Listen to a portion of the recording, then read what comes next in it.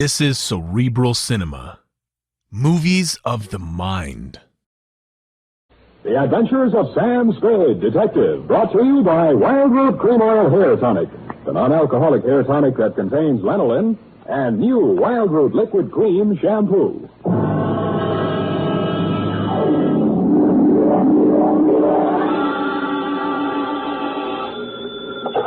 Sam Spade Detective Agency? It's me, sweetheart. You've heard of pulling a rabbit out of a hat? Yes? Well, I pulled one out of a pickle. What happened, Sam? What happened, she asked. Well, goodbye. Oh, don't go, Sam. Don't you feel like talking about it? Frankly, no, but it's expected of me.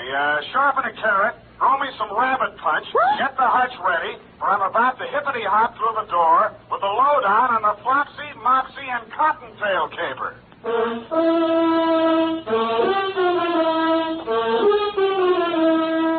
Dashiell Hammett, America's leading detective fiction writer and creator of Sam Spade, the hard-boiled private eye, and William Spear, radio's outstanding producer-director of mystery and crime drama, join their talents to make your hair stand on end with the Adventures of Sam Spade. Presented by the makers of Wildroot Cream Oil for the hair. Say, Mother, if you got a special thrill out of buying things the whole family can use, then stop at your drug or toilet goods counter for a big family-sized bottle or tube of Wildroot Cream Oil, America's favorite family hair tonic. Dad, Junior, Sis, yes, and you yourself, Mom, will find Wildroot Cream Oil ideal for grooming the hair neatly and naturally, for relieving dryness and removing loose dandruff. So, Mom, ask for it tonight or tomorrow for sure. Wildroot Cream Oil Hair Tonic. Again and again, the choice of men and women and children, too. And now, with Howard Duff starring as Spade, Wildroot brings to the air the greatest private detective of them all in the Adventures of Sam Spade.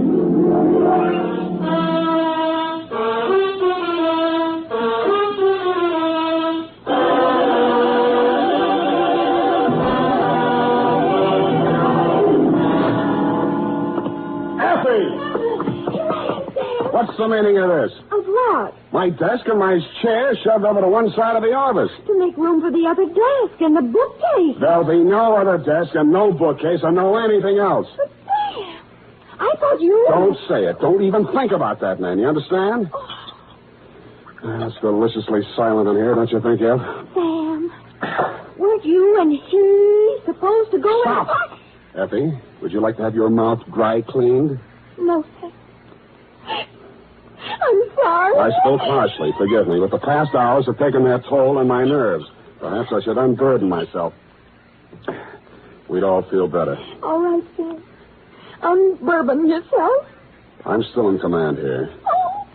2, this is Wellington Van Cleve Montague, Nob Hill, where else? City. From Samuel Spade, license number 137596. What else? Subject, the Flopsy, Mopsy, and Cottontail caper, or how Fritz Crockett saved the day. My dear, dear Mrs. Montague. It all began Thursday afternoon when I entered my office and discovered a tall, wiry young man sitting in my chair with his feet up on my desk and sampling my office bottle. Hi. The pose was so familiar for a minute I thought it was me. Hello, Sam. I'll be with you in a minute. Have a seat. Thanks, I think I will. The one you're sitting in. You see, the detective sits in that seat and the clients sit over there. Well, that qualifies me for this seat, then. I'm a detective. I see. Well, the detective we like in this office is Sam Spade, see? He pays the rent, he hires the secretary, he earns the money, and he sits behind his desk. Now, on your feet. Okay. But with 2 detectives around here and only one detective's chair, it's going to get a little crowded. Mind if I have a drink? Out of my glass? Oh, sure. Here. You know, we'd better make a note to get another glass, too. And some scotch. I don't care much for that bourbon. No self-respecting detective drinks scotch. And put this down. We'll need another desk and new paint job on these walls. Oh? I think something bright. Robin's egg blue, maybe. Soothes the nervous clients. And a bookshelf. You got that, Effie, dear? Or am I going too fast? No, I'll put it all down, Fritz. Desk, paint, bookshelf, scotch. That too, Effie? She's a doll. Wait a minute, that's my line. After I work with you a while, Sam, you'll appreciate me. So long. I'm great. Bye. You need me. Why? Because we'd be an unbeatable team. With high talent and your luck, we couldn't miss. Luck? Ever hear of Fritz Crockett? Chicago Fritz Crockett? Yeah. Never heard of him. Oh, Sam. Look, you're making a mark in your hometown. Now, why do you want to work for me in San Francisco? I lost my license in Chicago. Got caught on the hot side of a political battle. Worked for the losers, and the winners framed me for my license. Oh, gee, tough kid. I That's tough. can't get a license in any state until I clear that mess up. And so I have to work under somebody else's. Figures, but why me? Because I've kept my eye on you, Sam. I like the way you're developing. I think you could work well with me. Gee, thanks. Well, your application's received. Now, give me a couple of years to think it over. What's the matter, Sam? Afraid I might cut your reputation in town? You found me out. But anyway, bye. Chicken, huh? Look, you want to compare scrapbooks sometime? A really good detective's got to be an actor. I play any style. Listen, we're following a Russian countess to recover Gorky's original manuscript of the lower depths. I meet her in the lobby of the St. Mark, disguised as an itinerant caviar salesman. Countess Natasha Mishakov. Oh, here in San Francisco, my dear. How long has it been? 8 years, 12 years. Have you forgotten little Andrea so soon? Andrea, sorry, no casting today. Well, look, you gotta be an actor, Sam. Look, we're dealing a mortal blow to the gun-running career of Don Jose Ortega Sanchez, the notorious bandit king. Oh, Don Jose, you have run your last peace-loving border countries. Yeah. I am powerless to prevent your execution. Die like the proud Spaniard you are. Cigarette? Fritz, for heaven's sake. I help you, Sam. Look, you've been captured by a mutinous crew off an English tramp steamer, and I burst through the door. Get your bloomin' bloody hands off that man. This one I can do myself. Off a mode, Tigger. I don't know exactly why I sat there listening to the guy, but I did. He was a sort of a one-man theater guild. He ran through 28 dialects, played a scene in which James Mason and Montgomery Clift were trapped by an Armenian rug merchant and was saved by the voice of Gabriel Hayter on the radio. Then he played all four of the Marx Brothers arguing with the Andrews sisters. Then, after the intermission, he told me a little bit about himself, regaling me with spine-tingling accounts of his Frank Merriwell-type achievements on the football field, in professional boxing, and hockey. It was pretty thrilling stuff, but nonetheless, I was about to usher him out when he came up with a particularly good bit of dialogue. I have a job for us. Yeah, well, so... John, where? Yesterday, Sam, I met an old friend from Chicago. She remembered me from an important cocktail party. Saved it for her, the party. Everyone was absolutely dreary until I became de rigueur with a brace of amusing anecdotes. The job, Fritz, the job. Oh, yeah. Well, anyway, she wants us to guard a valuable hunk of jewelry at a party tonight on Nob Hill. What's the money? $100 apiece, plus mingling with nautch dancers and all the caviar we can eat. Well, it's better than I expected. In fact, Now, here's what I want you to do. Oh, wait a minute. What's this here's what I want you to do? This is the Sam Spade Detective Agency, named so because Sam Spade is the man who gives the orders around here. Now, what do you want me to do? Well, this is a costume party, and we have to wear costumes. It's in the deal. Good. I'll break your leg, and you can go as the man who came to dinner. Sam, I already have the costumes. What? Right here. Crockett, what would you have done if I didn't go with you? The thought never entered my head, Sam. What are the costumes? Sam, 100 clams apiece is a lot of dough, isn't it? Agreed. You are about to confront the reason we are being paid so much. What is that? Your costume. You are to go as a rabbit, a white rabbit. Here's the suit. Oh, and here's the head. Notice the shocking pink ears. No, the deal's off. It's been swell, Fritz. Now, wait a minute. I am also going as a rabbit. See? You will go as Flopsy, and I will go as Mopsy. I will not go anywhere dressed in that ridiculous outfit. $100, Sam. I will... Well... Sam, let's talk this over. Now, look, I will talk to you as a businessman might talk to you. Now, Mr. Spade, you take your ordinary type detective, and you have got it pretty solid. We talked and talked, and around 8 o'clock that night, I found myself still talking and walking up the steps of your Nob Hill mansion, Mrs. Montague, cleverly disguised as Flopsy the rabbit, paw in paw with Mopsy Cottontail. My headpiece covered everything but my eyes, nose, and mouth, and I was grateful for that. When I passed the doorman, I was tempted to say, what's up, Doc? But Fritz said it ahead of me. He walked in as if this were his personal hutch, and you and Mrs. Montague cruised over to us. Here, my little bunny twins, aren't you both just darling? Yeah. Which one of you is Mr. Spade? Well, I'm Mr. Crockett, Mrs. Montague. Mopsy. You remember me from the Nesbit soiree, Lonnie and Benita, or maybe it was Gypsy introduced us, n'est-ce pas? Oh, yes. Oh, and Flopsy here must be Mr. Spade. I've always wanted to meet him. Thank you, Mrs. Montague. I am the straight man. How do you like my costume? Well, there's not another one like it in town. Thanks, I'm sir. the only wooden imp in San Francisco. The trees will swoon. They will. Mrs. Montague, perhaps you're disposed to outline our job. Well, of course, Mr. Crockett. Myself, Mrs. Arlington Crippen McGill, and the famous Spanish artist Julio Duriego are going to pick the woman with the most fascinating costume. Search no farther. It could be no one but you. Flatterer! I'm not eligible. Oh. Then, at 10 o'clock, we will have the grand parade. The winner will lead the parade wearing a small jewel-studded crown. Oh, darling. Diamonds and memories and all sorts of amusing things. Well, this crown once belonged to Josephine of France. Imagine. Mrs. Montague, I hate to be an old killjoy, but are we here to guard the crown? That's right, Flopsy. I mean, Mr. Spade. Oh, sorry. Oh, of course, I don't expect any trouble, but it's so valuable, I can't take any chances. My husband picked it up in Iran. He's in pickles, you know. Well, you know best. Where is the crown now, Mrs. Montague? Oh, in the wall safe in the master bedroom on the second floor. Here's the combination to the safe written down. I'd rather not have the combination, if you don't mind, until it's time to get the crown. Oh, now don't you be silly, Mr. Spade. Except for the crown, there's only $50,000 or $60,000 in the safe. Oh, well, if that's all Now, the right. safe is behind the Degas original. Now, until I need you, go and enjoy yourself. Well, we'll go. Maybe I'll even let you dance with little me. Fritz and I synchronized our watches and decided that until we were needed, we would lose ourselves in the crowd and keep our big rabbit ears open. Everybody was masked and loaded, and it was all very gay. I brushed elbows with pirates, Northwest Mounted Police, unmounted, a gorilla, an Arabian princess, 4 Pocahontas, and a sort of historical characters from Julius Caesar to Mike Romanoff. While I was dipping a carrot into the punch bowl, a girl made her way over to me. I knew it was a girl immediately. You could tell.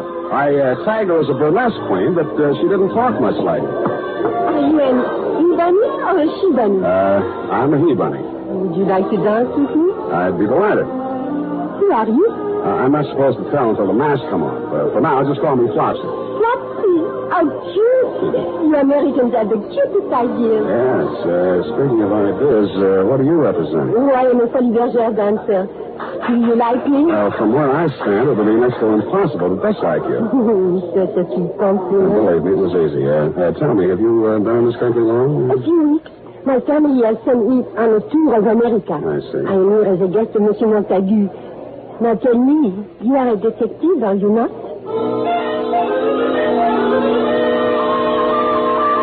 As much as I regretted doing it, I hastily detached myself from Miss Foley's Bergère of 1949. How she knew I was a detective puzzled me. I saw Crockett talking with a paunchy red devil and a middle-aged Christopher Columbus and stopped by. They were big businessmen, obviously, and so was he. Well, now, you take your ordinary horse paper brace of it. Double duty brace of it.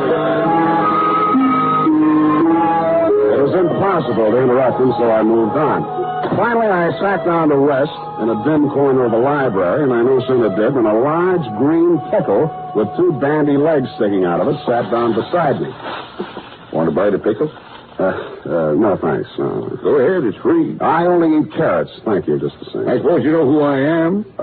As a matter of fact, I don't know. Well, I shouldn't tell you, but I'm lonesome for somebody to talk to. Yeah, my well- wife's dancing with another man. Sometimes I think she only likes me for my money. I find that hard to believe. I have millions, you know, just millions. I'm Horace Montague, the pickle king. I've sold more pickles than any living man. Congratulations. You like my costume? Never smelled anything like it. I came this time. It's just an ordinary new pickle. Sometimes I come as a dill. Sometimes I come as a gherkin. Oh, jolly. Once I came as a sweet-sour mixture, Yeah. and I got very confused.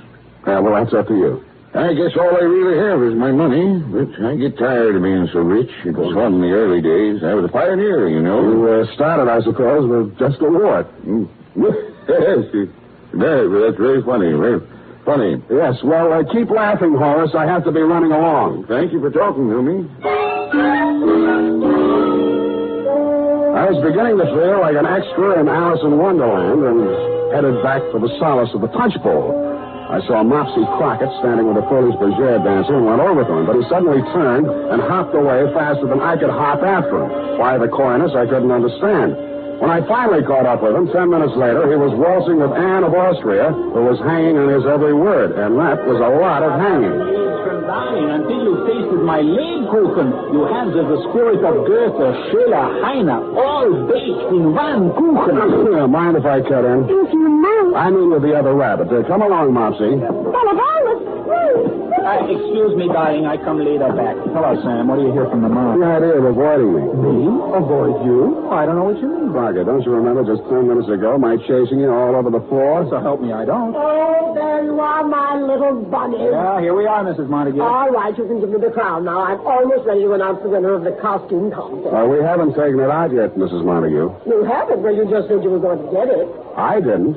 Did you, Fritz? Not I, Flopsy. Now, Bunny, stop playing jokes.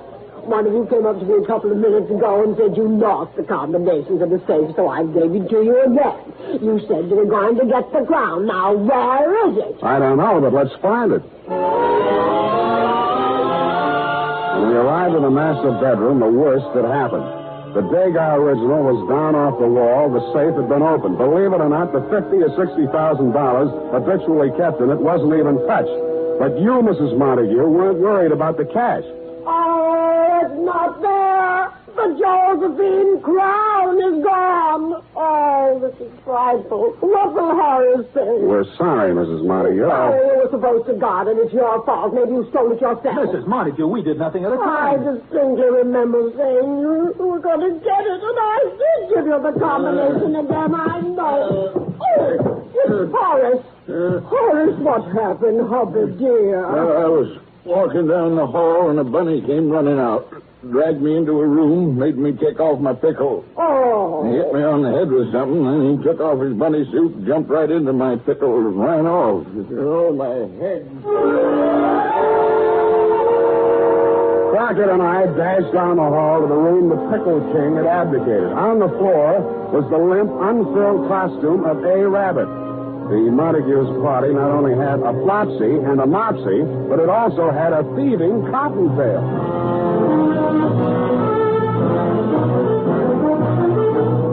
The makers of Wild Root Cream Oil are presenting the weekly Sunday adventure of Dashiell Hammett's famous private detective, Sam Spade.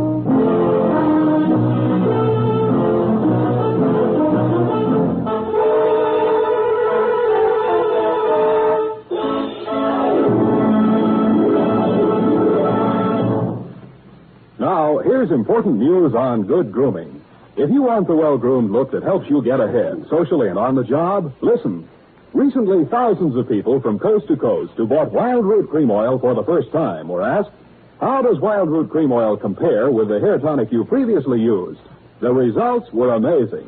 Better than 4 out of 5 who replied said they preferred Wild Root Cream Oil. Remember, non-alcoholic Wild Root Cream Oil contains lanolin. It grooms the hair naturally, relieves dryness, and removes loose, ugly dandruff. So if you want your hair to be more attractive than ever before, get the new 25-cent get-acquainted bottle of Wild Root Cream Oil, America's leading hair tonic, on sale at all drug and toilet goods counters.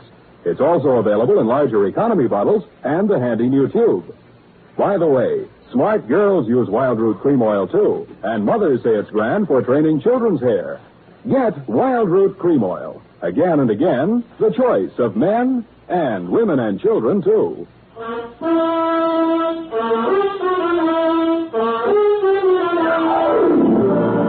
now back to the Flopsy, Mopsy, and Cottontail caper. Tonight's adventure with Sam Spade.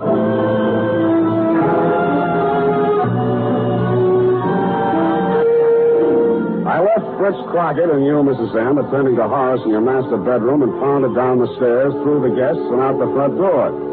I was standing there wondering where to pick up the tracks of a rabbit-turned-pickle when I saw the Foley's Bergère dancer come running out of the Montague mansion through a side entrance and enter a taxi. I jumped into another cab and followed her, divesting myself of my Flopsy costume en route. She went almost to the west end of O'Farrell Street and entered a shabby gray apartment house. I followed. I knocked on every door until I found hers. Yes? It's me, the he-bunny, Flopsy, remember? Why did you follow me here? Voila, because you're so beautiful. May I come in? No. Thanks. I said no. Did you not hear me? Yes, but have no fears. I'm bonded. How did you know there was a detective a detective's heart beating under my rabbit suit. I am not going to answer. You have no right to come in here. Come on, huh? I think I overheard somebody say it. Now, if that is all you wanted to know, please go. Why did you leave the party early? Because it bored me. I thought America was not a police state. Why am I being questioned? Because somebody stole the Josephine Crown that belonged to Mrs. Montague, you see. I heard that it was stolen, and I am delighted. But I did not steal it. What's your name? Charmaine Roget, and what is yours? Sam Spade. Why are you so happy that the crown was stolen? Because it does not belong in the ugly home of a rich American party giver. Oh. A childish woman who thinks only of her social position and her money. Where does it belong? In France, where it was made and where it was appreciated. I see. How much is it worth? In money, almost 50 million francs. In sentiments, more than one can say. Now, will you leave me You're alone? saying that the crown means more to a Frenchman than money, How would you like it if your Abraham Lincoln's death was being used by some French businessman to serve cocktails over? I get the point. I tell you again, I do not know what happened to the Josephine Crown tonight. Do you believe me? I did, but only because when she left the party, she wore only her costume, and that costume wouldn't have hidden, well, she couldn't have had it on her. I went a block up the street, picked up a cab, and sat in it until she came out 5 minutes later. She was now in street clothes and carrying an overnight case. She drove to Castle Street, and I followed. She went into a restaurant called La Parisienne. I waited a discreet moment, then went in. She was nowhere to be seen. But a tall, lean, black-haired individual approached me with a menu in his hand. Good evening, monsieur. I regret to say that we are just closed. I'm not interested in meeting you. Where's the girl who just came in? Girl? In here? Don't dummy on me. She walked right in here 30 seconds ago. Brown hair, red coat. Charmaine Roget by name. You have made some mistake. You can see there was no one here. I have made no mistake. Now come clean, will you? Monsieur, contain yourself, please. Let me go. No girl came in, but if one did, there is no place to hide but the kitchen. All right, then show me the kitchen. Monsieur Bonneau. Monsieur. Oh, my. Spade. Well, it didn't take you long to get here, Mr. Montague. Well, please. Don't move, Mr. Spade. I have a knife at your neck. Yes, I feel it. Shall I take care of him, Monsieur Montague? No, Bonneau. Put down your knife. Thanks. Mr. Spade and I will sit down at the table and talk quietly. You can go. As you say, monsieur. But I will keep out an eye. Let's keep an eye out. Sit down, please. Spade, while you're here, I have a personal matter to take up with you. About the Josephine Crown? Yes. Well, I'm sorry to report that as yet I haven't found it. Good. I'd be happy if you never found it. Oh?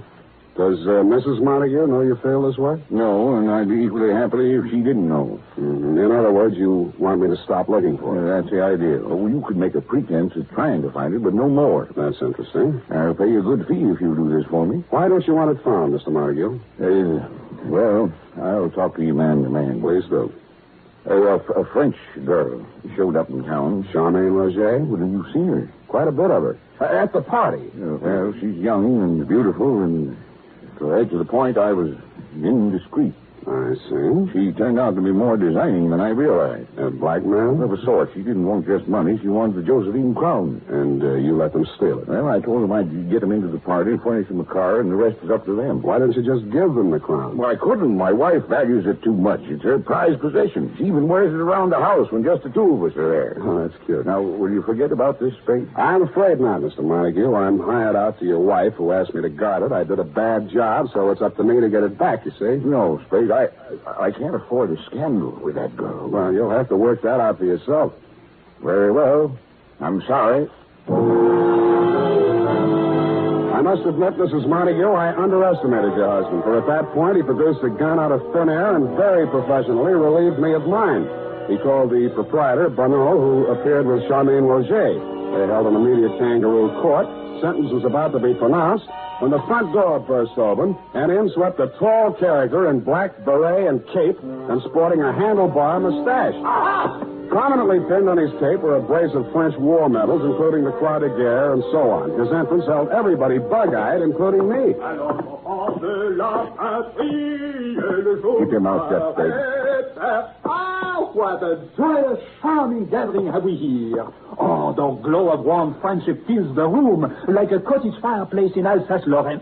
Ah, no, it cannot be. Can I believe these weary eyes of man? Is it not truly my intime ami, Monsieur Montague? I kiss you on both cheeks in happiness. I don't seem to remember. Oh, what? You have not so soon forgotten me. We met at the legation in 38. Those years. Do you not recall the nights in Montmartre and the days in Montmartre? Oh, my goodness. Parbleu.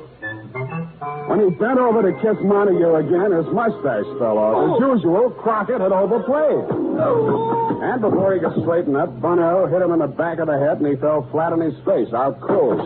That was my cue to go into action. I turned over the table and wrestled with Horace and Bonneau, while Charmaine was striking at me with the heel of a shoe. I got to the gun first, and everything came to a sudden lull. At that point, Fritz Crockett came too. Oh, mes amis, where did the sudden darkness come from? Yeah, well, you can drop the dialect, Crockett. Oh. I wish I had a picture of you there on the floor for your scrapbook. Oh, it was in the act, Sam, all in the act. Yeah, well, you think you're well enough to hold this gun while I make a search? Oh, leave it to me, Sam. Everything will be under control.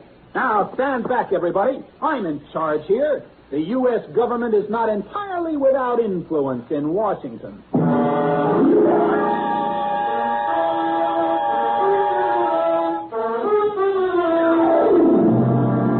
The Josephine Crown hidden in the baking oven and called the police.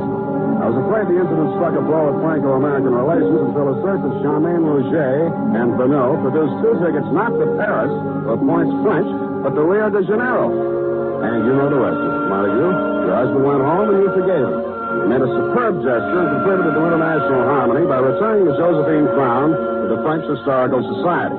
And when you asked who might be the man to guard the crown safely back to La Belle France, I was overjoyed to be in a position to recommend to you Fritz Crockett. I hope he marries Soubrette and stays over there. Period. End of report. Oh, Sam. Isn't that Fritz Crockett an exciting man? Don't let's talk any more about him. Let him get his own program. The first person in his office to mention his name again is a rotten egg. Now go type that up.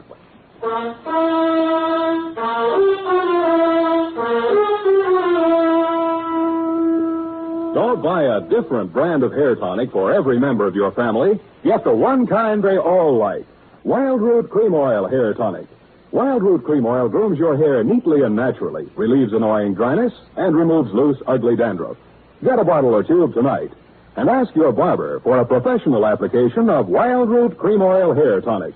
Again and again, the choice of men and women and children, too.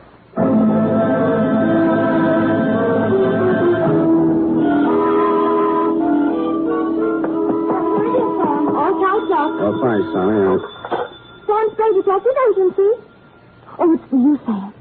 Hello. It's me, Sam. Fritz. Oh, no. I'm at the airport. I just wanted to tell you I'll be out of town for a while. Won't be using the office, so just take the whole thing over. Well, that's very generous of you. And you can use Effie if you need her for anything. Well, I'll never be able to repay you. Oh, that's all right.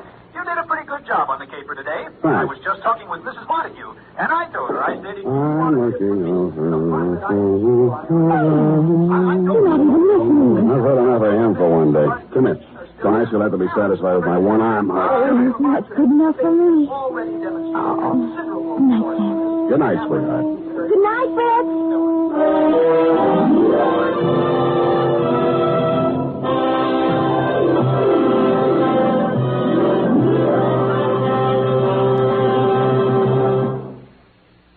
The Adventures of Sam Spade, Dashiell Hammett's famous private detective, are produced and directed by William Spear.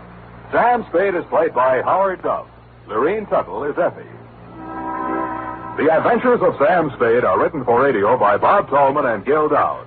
Musical direction by Lud Gluskin, with score composed by Rene and Pierre Garrigank. Join us again next Sunday when author Dashiell Hammett and producer William Spear join forces for another adventure with Sam Spade. Brought to you transcribed by Wild Root Cream Oil. Again and again, the choice of men and women and children, too. This is Dick Joy reminding you to get Wild Root Cream Oil, Charlie. It keeps your hair in trim. You see, it's non-alcoholic, Charlie. It's made with soothing lanolin. You better get Wild Root Cream Oil, Charlie. Start using it today. You'll find that you will have a tough time, Charlie. Keep on all the gals away. Hiya, Baldy. Get Wild Root right away.